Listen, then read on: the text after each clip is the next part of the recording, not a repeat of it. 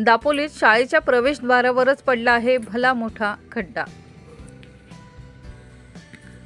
दापोली शहरातील गाडीतळ येथील जिल्हा परिषद शाळेच्या प्रवेशद्वारावरच जाण्या येण्याच्या वाटेत रस्त्याच्या कडेला एक भला मोठा खड्डा पडल्याने अपघात होण्याची शक्यता आहे।